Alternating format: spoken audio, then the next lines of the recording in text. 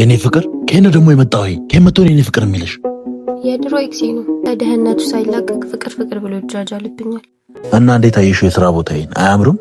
በጣም ነው የሚያምረው። ደሞዝ ስንት ነው? እኔ ምልክ ቦስ ብርጭቆ ተሰብሯል። ምን ይሻላል? የቤቱ ባለቤት እንዴት ነው? እኔ እኮ አይቼው አላውቅም። ያባረረን ይሁን እንዴ? አይ እሱ እንኳን ምርጥ ሰው ነው፣ የሚያካብድ አይመስለኝም። አሪፍ በቃ አሁን ከፍቅረኛ ጋር ነኝ። በኋላ እንደሚሆን እናደርገዋለን። ሂጂ። እንዴ ፍቅረኛ እዚህ ምን ትሰራለች? እዛ እየሄድኩ አይደል እንዴ እሷን ለማግኘት? የኔ ፍቅር እዚህ ምን ትሰሪያለሽ? ቤት እኮ ላገኝሽ እየመጣው ነበር። የኔ ፍቅር ከእኔ ደግሞ የመጣው ከመቶን የኔ ፍቅር የሚልሽ የድሮ ኤክሴ ነው። ንቀት ነው ታዲያ ከኔ ጋር ያይሽ እዚህ የመጣው?